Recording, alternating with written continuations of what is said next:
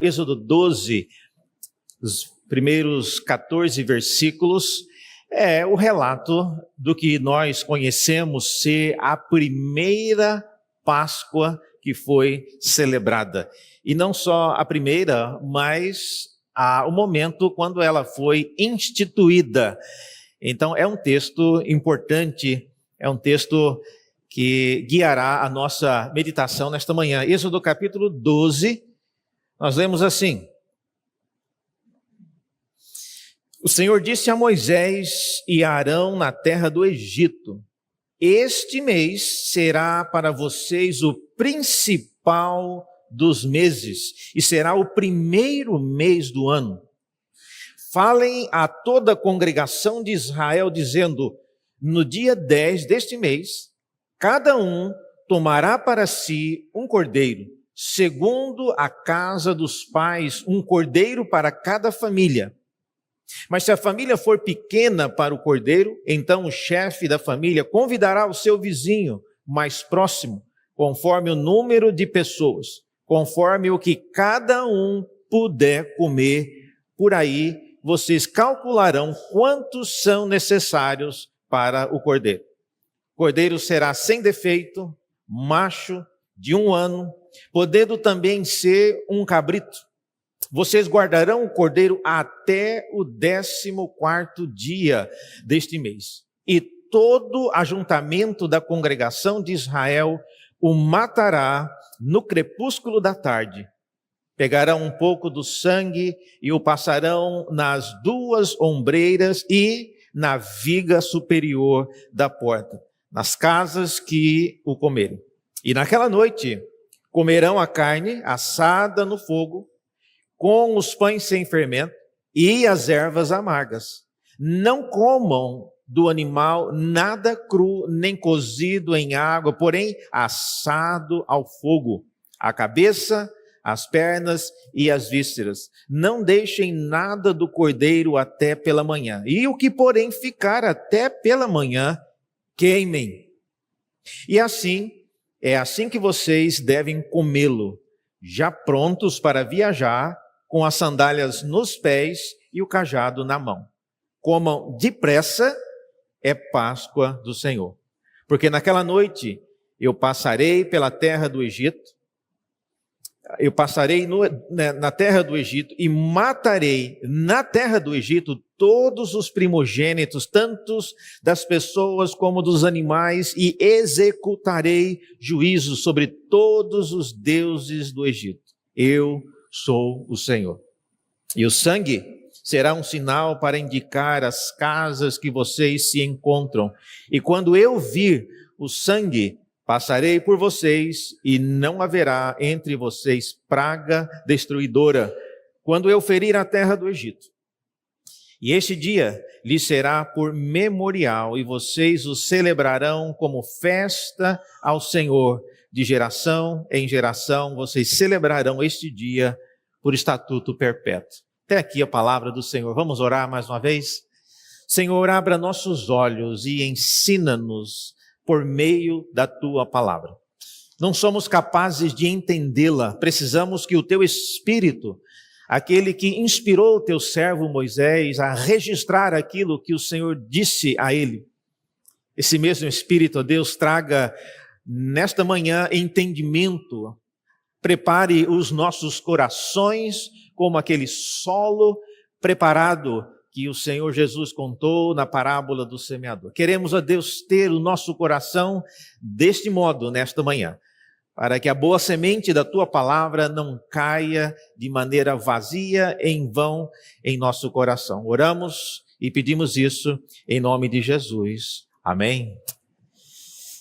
Meus irmãos, o que pensar e o que fazer na Páscoa, já que nós não somos judeus que comemoram a Páscoa nos ritos segundo a lei mosaica, estritamente falando?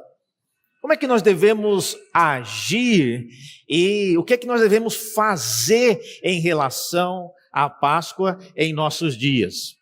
Eu recebo constantemente essa pergunta nas mídias sociais, querendo, às vezes, criticar o que é feito em algumas igrejas, outras vezes, genuinamente querendo saber o que fazer, sem entrar, obviamente, em questões de chocolate ou de coelho de Páscoa, nada disso. Mas tem pessoas que legitimamente gostariam de saber o que exatamente devemos enfatizar e celebrar na Páscoa para nós que somos reformados e que não vivemos mais somente vinculados à lei do Antigo Testamento.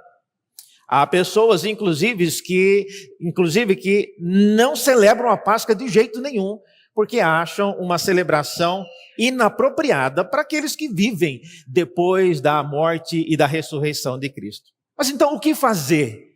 Como é que nós, Igreja de Santo Amaro, vamos deixar as outras igrejas de lado, vamos pensar nós aqui hoje, o que é que nós devemos fazer e como nós devemos pensar a respeito da Páscoa? É sobre isso que eu queria falar nesta manhã. Desde que eu me entendo por gente, eu percebo que, por exemplo, os católicos, a tradição católico-romana, enfatiza bem mais os eventos da paixão de Cristo. Se você observar e se você assistiu alguma coisa nesses últimos 2 dias, você verá claramente que a tradição católico-romana enfatiza a morte de Cristo, a paixão de Cristo. É por isso, por exemplo, que na tradição católico-romana você tem a cruz de Cristo com o corpo de Cristo pendurado. E não apenas o corpo de Cristo, mas o corpo de Cristo com a coroa de espinho, o corpo de Cristo com os cravos nos punhos, nos pés, com o corte aqui no lado, e a cabeça do Cristo que aparece no crucifixo é uma cabeça caída, com os olhos fechados, visivelmente retratando o corpo de Cristo morto. E é essa a cena que muitos de nós conhecemos, nós que somos evangélicos, reformados, às vezes, para não parecer e para não ter nenhum vínculo com a tradição católica, às vezes usamos cruzes sem nenhum corpo, sem nada na cruz, apenas a cruz limpa. E o argumento é que nós não queremos, o nosso Cristo está ressurreto, ele não está morto naquela cruz.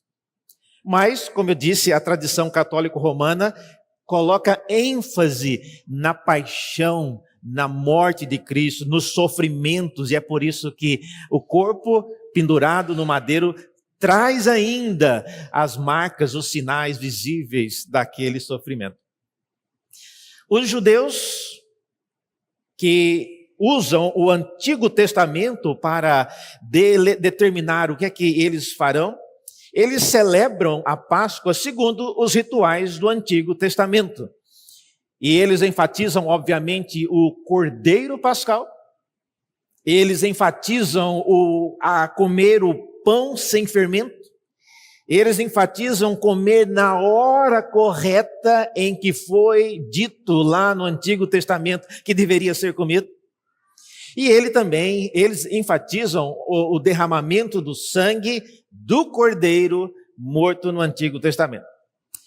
Todavia, porque judeus, vocês devem saber disso, eu já falei isso várias vezes, para os judeus, Cristo ainda não veio.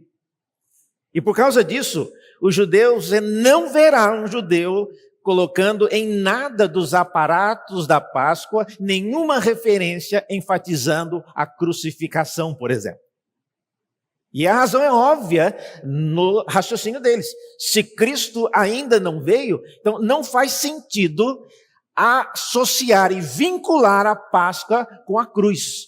Então, os judeus não colocam cruz em relação à Páscoa. E muito menos ressurreição é enfatizada. Porque isso é parte da maneira como eles entendem. Eles ainda estão aguardando o Cristo, o Filho de Deus, vir a este mundo. Nós evangélicos, e aí eu tenho 55 anos, já nasci num berço evangélico, já vi de tudo, irmãos. Já vi de tudo. E eu percebo que nós evangélicos temos o costume de ampliar um pouco o foco. nós enfatizamos a morte de Cristo, nós enfatizamos o derramamento de sangue, mas também nós enfatizamos aquilo que o Novo Testamento apresenta, que é a ressurreição. Isso é algo importante. E entre os evangélicos, por exemplo, tornou-se comum fazer o chamado culto da ressurreição. Um culto já no pôr do sol, às 6 horas da manhã. E é comum você ouvir isso, você encontrar igrejas que ainda fazem isso, e enfatizando, obviamente, a ressurreição, o túmulo vazio, a decoração nas igrejas geralmente com um grande túmulo, e essas coisas são comuns, não são tão comuns ao longo da história, mas ao longo dos anos isso tem se tornado cada vez mais comum. Houve um tempo, por exemplo, que começou-se a usar o chamado culto das 7 palavras. Eu não sei quantos já participaram de cultos assim, e geralmente até havia 7 pastores que falavam, cada pastor falava sobre uma palavra. É um culto demoradíssimo, né? Cada pastor falando sobre uma palavra, e as 7 palavras da cruz são essas: Pai, perdoa-lhes porque não sabem o que fazem. Essa é a primeira palavra que ele diz enquanto ele está na cruz. A segunda é: em verdade te digo, hoje estarás comigo no paraíso. A terceira palavra que Jesus dirige, né, à mulher, e ela diz: mulher, eis aí o teu filho. A quarta palavra, Jesus brada o famoso lamento: Deus meu, por que me desamparaste? A quinta palavra, ele diz: tenho sede. A sexta palavra, ele diz: está consumado. E a 7ª e última palavra da cruz é quando ele diz: Pai, em tuas mãos entrego o meu espírito. Não tem nada de errado com o culto das 7 palavras. Algumas pessoas que acham erro em tudo gostam e criticam o culto das 7 palavras, porque geralmente, em alguns casos, o culto, o sermão é voltado apenas a essas palavras e não ao contexto maior em que elas se encontram. E considerando que, à medida do tempo, as igrejas reformadas enfatizam mais uma pregação expositiva, e esse culto de 7 palavras não tem sido tão comum como por exemplo, em igrejas batistas ou igrejas presbiterianas em outros países. Aqui, por exemplo, em Santo Amaro, eu nunca vi. Eu estou aqui há quase 15 anos, nunca vi um culto de 7 palavras aqui nessa igreja. Não tem nada de errado, irmãos, com o culto de 7 palavras. Estou dizendo que não é comum, dependendo da igreja em que você está. No contexto estritamente comercial, eu acho que eu até iria insultar a inteligência de vocês para dizer que não tem nada a ver com coelho de Páscoa e nem com chocolate. Eu acho que isso é um insulto à inteligência nossa, porque obviamente a gente sabe disso. Mas diante dessas perspectivas que eu acabei de falar, da perspectiva católico-romana, da perspectiva judaica e da perspectiva evangelical, o que é que nós podemos fazer e o que é que nós devemos pensar a respeito da Páscoa? Eu selecionei aqui para nós hoje o que eu chamo de três dimensões maiores que nós deveríamos incluir quando nós pensamos na Páscoa. E eu creio que mesmo os católicos, os judeus e os evangélicos, ao focarem especificamente em alguns desses elementos, eu percebo que eles acabam se esquecendo da dimensão maior dentro da qual esses aspectos que eles enfatizam fazem parte. Por exemplo, a ressurreição, que nós enfatizamos corretamente, mas por que a ressurreição ela é tão importante na Páscoa? Lá no dia em que a Páscoa foi instituída, como nós lemos aqui em Êxodo capítulo 12, nada é mencionado sobre ressurreição. Então, quando foi que a ressurreição começou a ficar vinculada com a Páscoa? E por que ela começou a ficar vinculada com a Páscoa? Então, eu gostaria de mencionar aqui 3 dimensões. A primeira delas A primeira dimensão que eu gostaria que você guardasse em seu coração tem a ver com o encerramento. Essa é a primeira dimensão que a Páscoa traz. A Páscoa celebra e a Páscoa lembra um grande momento de encerramento. Eu não sei quantos já atinaram para isso, mas quando a primeira Páscoa foi celebrada aqui no texto que nós lemos, essa foi, irmãos, a última noite que o povo de Israel permaneceu no Egito. E eles ficaram lá por 400 anos. Vocês conseguem imaginar o que é isso?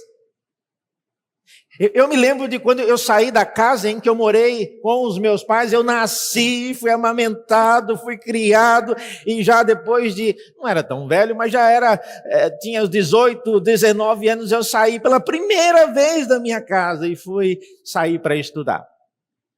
Tem gente que nasce, vive e às vezes morre na mesma casa que nasceu. Nós estamos falando aqui de um povo que ficou 400 anos no mesmo país, na mesma cidade e na mesma condição, escravizados. O que vocês acham que seria a noite que eles não dormiriam mais naquele local? Então, a Páscoa, ela tem esse sentimento de lembrar o povo judeu do encerramento de uma época, do encerramento de uma longa história de vida escravizada, de vida subjugada. E esse sentimento de que a Páscoa é um ponto final numa história que o povo não quer se lembrar mais, de que o povo, em tese, gostaria de não mais se repetir na vida deles. Esse é o sentimento que eu percebo que as pessoas que celebram a Páscoa hoje não têm. É o dia do fim. É o dia onde coisas que os nossos pais, que o governo que nos oprimia por 400 anos, hoje isso vai acabar. A partir desta noite nós nem vamos dormir, porque à meia-noite o Senhor passará e nós sairemos dessa terra. Esse é um sentimento, irmãos, que precisa estar associado com a Páscoa. Veja na sua Bíblia, pelo menos 3 coisas aparecem aí que indicam essa ideia de encerramento. É o modo como a Páscoa era celebrada. No versículo 8, nós lemos que a Páscoa ela deveria ser comida, e ela deveria ser comida com pães, carne assada no fogo, com pães sem fermento, é uma indicação de que não haveria tempo para que o pão crescesse. Então, a ideia de comer pão sem fermento é um símbolo que depois Jesus irá associar com o fermento, com o pecado que leveda toda a massa. Mas na primeira Páscoa, ela tinha essa característica. O pão não precisa colocar fermento, porque ele vai ser assado, pronto, não terá tempo para crescer. Então, todos levavam esse pão. Diz ainda que todos deveriam comer na mesma hora. Esse é um ponto importante. Tá? Diz aí que naquela noite, todos deveriam comer o pão, matar o cordeiro no crepúsculo da noite. Então, tinha um momento exato. E também diz o versículo 11, olha só, é assim que vocês deverão comê-lo, já prontos para viajar. E prontos para viajar significa o quê? Ele explica aqui, com as sandálias nos pés e o cajado na mão. Quem tem crianças aqui sabe que preparar crianças cedo para sair para a escola às vezes é um desafio, não é mesmo? O menino você não sabe se ele já está acordado, esse é o primeiro ponto, né? Mas você pergunta, você está pronto? Ele diz, estou pronto, mas ele não está pronto, porque ele ainda precisa, né? Ele nem escovou o dente ainda, não comeu, né? Ainda não calçou o sapato, ele nem sabe onde está o sapato, então ele não está pronto. Quando Deus disse naquela noite, vocês têm que estar prontos, meus irmãos. Eu não quero ninguém procurando sapato, eu não quero ninguém correndo atrás de cereal para comer, eu não quero ninguém correndo atrás de qualquer coisa que vai deixar. Tem que estar pronto, tem que estar pronto. E isso mostra então esse momento, essa ideia de encerramento. E uma outra coisa que acho que nem todo mundo conseguiria fazer é o que diz o texto aqui, é para comer depressa. Vocês viram aí? Sublinhe isso aí. Tem pessoas que, às vezes a gente almoça aqui, eu não vou entregar quem é que come mais rápido, né? Nós pastores, a gente senta para comer, geralmente um conversa mais e a comida entra mais devagar, né? Mas tem uns que, antes da primeira colherada, ele já terminou o prato, né? Tem gente que come muito devagar. Você conhece gente assim? Você acabou de almoçar e ele ainda está mexendo com a comida no prato. Essa noite era uma noite que não era para brincar com comida. Não era uma noite para fingir que está comendo. Diz o texto, é para comer depressa. E qual é o motivo da pressa? Qual é o motivo de comer e de não deliciar, de não aproveitar aquele banquete? A Páscoa, irmãos, não era uma refeição de confraternização. A Páscoa era um banquete que celebrava um fim, celebrava um momento onde as coisas não seriam mais do jeito que elas haviam sido ao longo dos séculos. Portanto, comer prontos para viajar aponta para a prioridade, não está no ato de comer, mas sim no ato de deixar o Egito. Nos primeiros 3 meses de viagem, muitos hebreus até pensaram em voltar para estar próximo das panelas do Egito, mas a primeira Páscoa, ela traz esse sentimento de ponto final numa vida que não queremos mais viver. A Páscoa, então, é uma celebração que precisa nos lembrar e nos desafiar a estar prontos e apressados para deixar o nosso estilo de vida antigo. Tem muitos cristãos que têm pressa de celebrar a Páscoa, mas demoram demais para abandonar a vida de pecado. A Páscoa precisa lembrar-nos disso. É um momento de celebração, sim, mas é um momento que precisa nos ajudar a pensar nisso. Precisamos abandonar uma vida da qual Deus nos liberta por meio da morte do Cordeiro. Isso requer pressa, se por nenhuma outra razão, porque nós não sabemos quanto tempo nós teremos. Se você tivesse uma criança lá no dia que o povo saiu do Egito, e como os pais gostam de apressar os filhos com razão para fazer algumas coisas, e o filho perguntar, mas por que da pressa? Por que da pressa? Olha, você teria 2 razões para dar para eles. Veja no versículo 12. Primeira razão é que o Senhor Deus vai passar hoje à noite, e Ele vai passar para matar todos os primogênitos. Não sei se você já parou para pensar por que era necessário matar os primogênitos. Sim, eu sei que depois o primogênito aponta para Cristo, mas o que tem necessariamente com primogênito? Os judeus entendem isso, porque dali para frente isso se tornou importante. Mas os egípcios? Na cultura, irmãos, do mundo antigo, primogênito é sinônimo de vínculo com uma tradição, como uma herança. Matar primogênito significa você romper com os laços que trariam e que manteriam uma tradição, uma herança vinda dos seus antepassados, dos seus pais para você. Então, simbolicamente, matar os primogênitos era uma maneira de Deus estar dizendo ainda mais que vocês devem romper com toda essa tradição. Vocês devem romper com tudo isso que vocês viveram e desfrutaram. Façam como Moisés. que, tendo sido criado diante de todo aquele império, gozou e desfrutou de todas aquelas bonanças dentro do palácio, ele abriu mão de tudo para andar com o povo de Deus. E Deus também diz aí que ele vai, além de passar, ele vai executar juízo sobre todos os deuses do Egito. Então, se você escolher, não vou matar primogênito nenhum. Eu vou ficar aqui, eu não quero matar primogênito, eu quero manter essa herança. Bom, você não tem escolha, porque para os que ficarem, Deus irá executar juízo sobre os deuses do Egito. Então, aquilo que por acaso alguém valorizasse, iria ser também objeto da ira de Deus.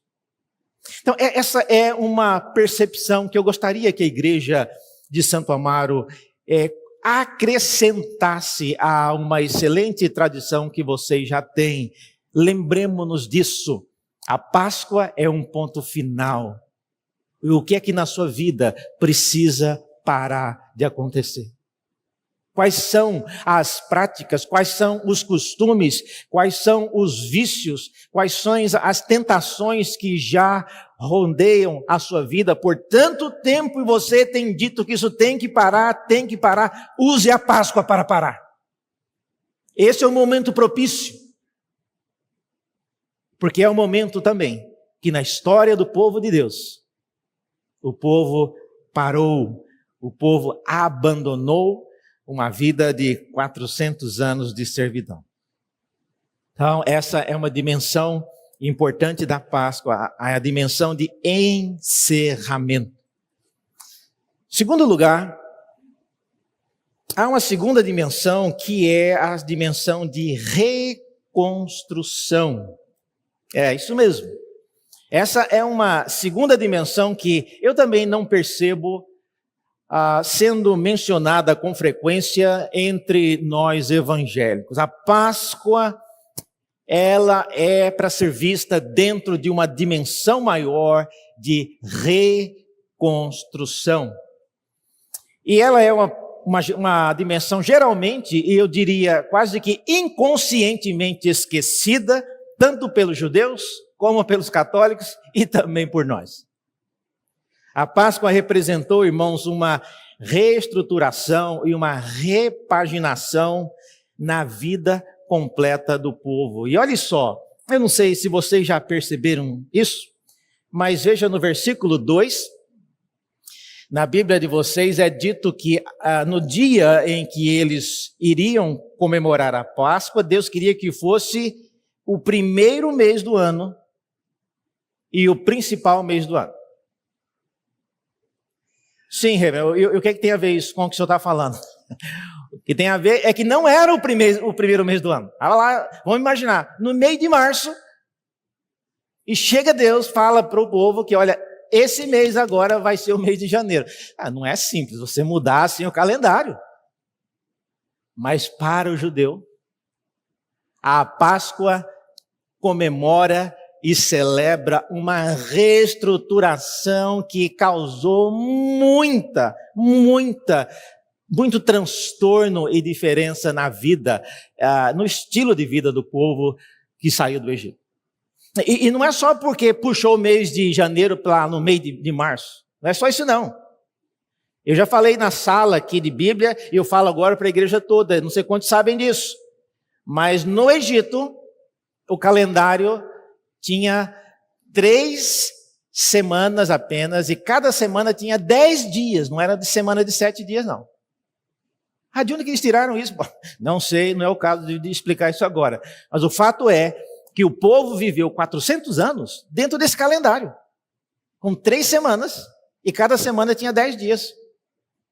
Imagine agora ele saindo de 400 anos nesse estilo, e agora Deus dizendo que agora vai ser semana de 7 dias e tem um dia de descanso. Então, é por isso, irmãos, que eles tinham, óbvio, eles eram teimosos, né? De dura cerviz, mas eles viveram 400 anos vivendo num calendário de 10 dias e sem feriado, dia santo, nada disso. Como é que você rompe com isso de uma noite para outra? Então não é fácil. Você consegue mensurar o impacto que isso causou na vida deles? Eu não sei quantos sabem, mas o calendário que nós utilizamos hoje é chamado, que tem 365 dias, e no ano bissexto 366, ele foi inventado pelo astrônomo Aloísio Lilius em 1582. E nessa época, o que utilizava era um calendário chamado calendário juliano. E o calendário gregoriano, e ele tem esse nome porque ele foi decretado como oficial pelo Papa Gregório XIII, e por causa disso é chamado calendário gregoriano. E ele veio, irmãos, para corrigir o que antes não estava correto na visão deles, que era regular o calendário com o movimento do Sol apenas, para ajustar e coincidir com os equinócios e os solstícios, e para estabelecer uma forma precisa para celebrar a Páscoa. Veja só, por isso que eu estou mencionando isso. O Papa Gregório tinha interesse nisso, porque alguém botou na cabeça dele que não está certo, o dia da Páscoa não está certo, por causa dos anos, nós não estamos contando os anos bissextos, e daqui a pouco a Páscoa vai acontecer lá no mês de agosto. E ele, como não entendia de astronomia, então o que ele tem que fazer? Aí eles deram a ideia, vamos mudar isso. E esse calendário começou a valer, olha só, uma data boa para você se lembrar, começou a valer em outubro, no dia 24 de outubro de 1582. Nesse dia, o Papa decretou, daqui para frente o calendário vai ser o calendário gregoriano. Óbvio, quem não era católico falou, isso é loucura. Os reformadores, por exemplo, já tinha acontecido a reforma aqui. Calvino já tinha morrido quando esse calendário foi mudado. Então, ele não falou nada sobre isso. Mas os primeiros países que adotaram o calendário gregoriano foi Portugal, Espanha e Itália. E depois, com o tempo, outros países foram adotando. Mas o ponto principal aqui é que no dia da alteração do calendário, para fazer o ajuste do calendário gregoriano, para substituir o juliano, precisou apagar 10 dias do calendário. O dia era o dia 4, e aí no outro dia já era o dia 15. E aí muitas pessoas na época protestaram porque o Papa apagou 10 dias da minha vida, e porque eu não vou fazer, o que eu vou fazer com os 10 dias? E gente, ninguém tirou 10 dias da vida de ninguém, até explicar. Esses 10 dias é por causa do reajuste, da reestruturação, mas ele foi xingado, ele foi criticado, ele e o terrível astrônomo que deu a ideia para ele, mas o fato é, isso causou muita confusão, muita consternação, e até hoje, por exemplo, o povo judeu não segue o calendário gregoriano. Vocês sabiam disso? O calendário judaico é diferente. O calendário gregoriano, ele é solar, baseado no movimento da Terra ao redor do Sol. E tem 12 meses. O calendário judaico, ele é uma combinação do movimento do Sol e também da Lua. Eles calculam a quantidade de dias no mês com base no Sol e a quantidade de meses no ano com base na Lua. O que isso tem a ver, reverendo? Bom, tem a ver que no calendário judaico, a cada 19 anos, eles acrescentam um 13º mês para poder combinar e tirar aí o descompasso do ano bissexto. Então, eu estou vendo aqui, na cabeça de vocês já está uma confusão de conseguir entender tudo isso. Agora, imagine, irmão, se isso fosse na sua vida. Na sua vida. Como é que muda um calendário desse? Um exemplo pequeno disso é quando nós tínhamos o chamado horário de verão. Lembra disso? todo mundo atrasava, quando voltava todo mundo chegava uma hora adiantado, é uma confusão, apenas um ajuste de uma hora na vida das pessoas causam tudo isso. Mas de volta ao nosso texto, olha só, Deus queria que na Páscoa fosse inaugurado uma reestruturação daquilo, de um modo como a nossa vida seria. Então, devemos lembrar do sofrimento da morte de Cristo? Sim, devemos. Mas lembre-se também de que essas coisas fazem parte de uma dimensão muito maior. E a dimensão mais ampla do sofrimento de Cristo nos faz ver que a maior aflição não foram os pregos nas mãos e nem a coroa de espinho, mas foi a realidade da ira de Deus. E isso muda, isso tem que mudar o nosso estilo de vida. E essa é a razão porque Deus queria que a primeira Páscoa mexesse por completo no dia a dia do povo dele. Porque senão, só ia ser uma viagem, sair do Egito para passear no deserto. Não, Deus quer que eles saiam do Egito e quer que o Egito saia deles. E essa é a parte mais difícil, irmãos. Porque quem viveu 400 anos no Egito demora para largar a mão do Egito. Devemos, sim, lembrar dos sofrimentos de Cristo, devemos lembrar no mês de abril, né? A Páscoa acontece em abril? Sim, acontece. Mas lembre-se de que essas coisas fazem parte de uma dimensão maior.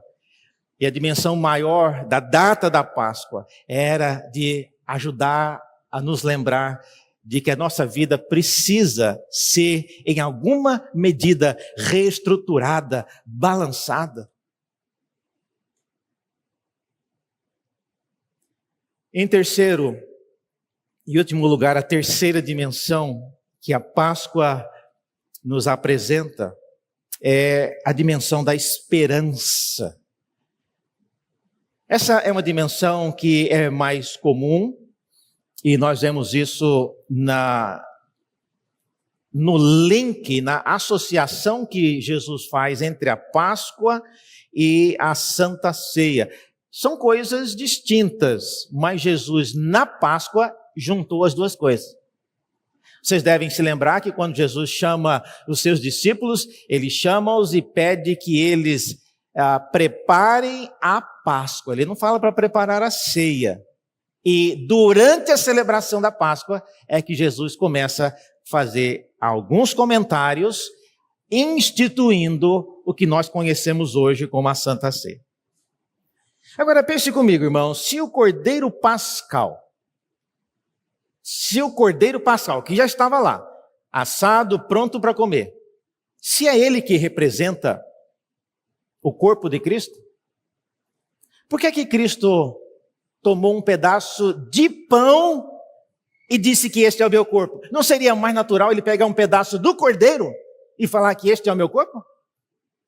Porque, na verdade, é o cordeiro que representa o corpo de Cristo que foi morto. O sangue foi derramado e é por causa dele que nós somos libertos da ira de Deus que passa no Egito e passa também sobre nós.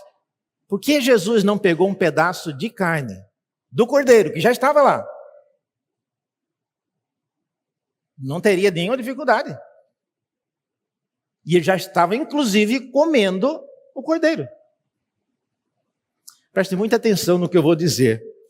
O cordeiro comido na celebração pascual apontava para aquele que foi morto por causa da ira de Deus, aquele que foi feito maldição por nossa causa.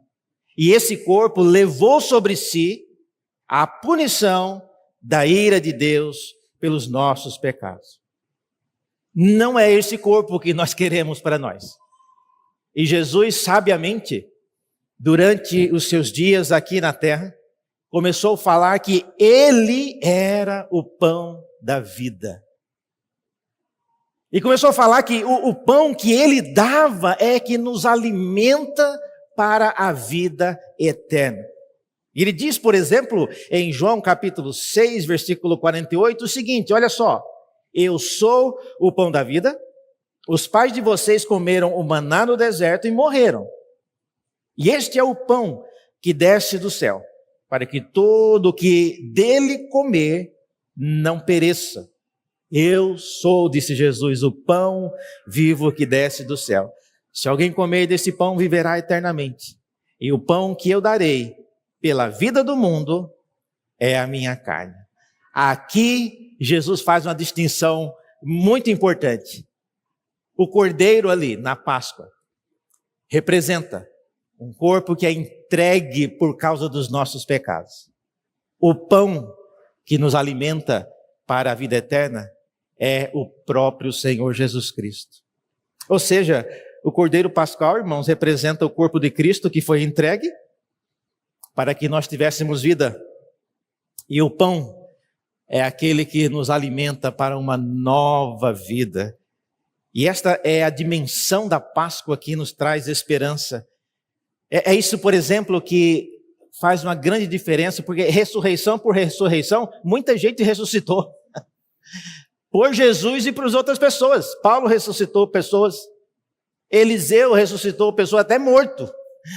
Lá no livro de Reis fala que uma pessoa caiu e bateu lá no dia do sepultamento de Eliseu, encostou no pé dele e a pessoa ressuscitou. Só por ter encostado no pé de Eliseu. Portanto, ressurreição por ressurreição, ressurreição não é a coisa mais importante. A ressurreição que Cristo nos traz, essa é distintiva. Nós não queremos ressurreição de Lázaro, que ressuscita, vive mais alguns anos, depois morre. Não. Já que vai ressuscitar, tem que ser uma ressurreição para sempre.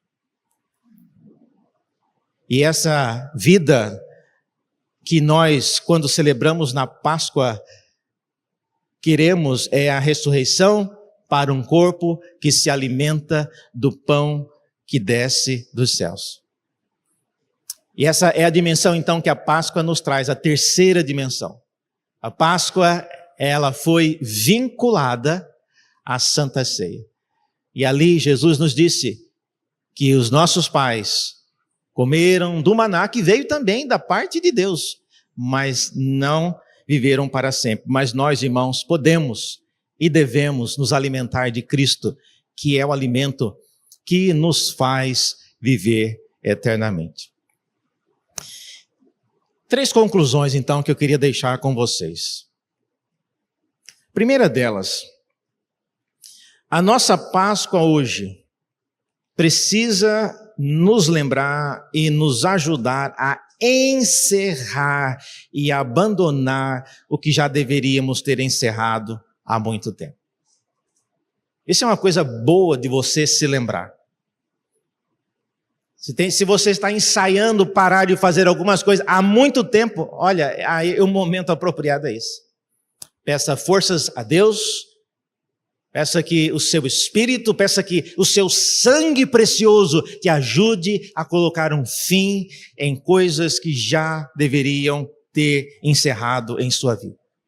Porque a Páscoa, ela celebra um encerramento de uma vida que por muito tempo subjugou a nossa espiritualidade, a nossa vida com Deus. Segunda conclusão, a nossa Páscoa hoje precisa nos lembrar e nos ajudar a reestruturar o calendário de nossa vida com Deus. Para muitos de nós, às vezes, nós não temos tempo, às vezes, para fazer tudo o que nós gostaríamos para que vivêssemos uma vida abundante, uma vida frutífera em Cristo. Não tenho tempo, reverendo, não tenho tempo. Essa é a palavra, o resumo. Não tenho tempo. Para que o povo, então, não tivesse essa desculpa, lá em Êxodo, Deus mudou o calendário drasticamente. Use a Páscoa também para dar uma mexida no seu calendário. Tem que ter tempo, irmãos, tem que ter tempo. É uma questão de prioridade, é uma questão de você otimizar algumas coisas, mas precisamos ter tempo para aquilo que é mais importante. E a Páscoa, ela deve nos ajudar a lembrar disso. Eu preciso reestruturar a minha vida, para que eu tenha mais tempo para Deus, para que eu tenha mais tempo para aquilo que é mais importante. E em terceiro lugar, terceira conclusão, a nossa Páscoa hoje precisa nos lembrar e nos ajudar a fortalecer a nossa verdadeira esperança.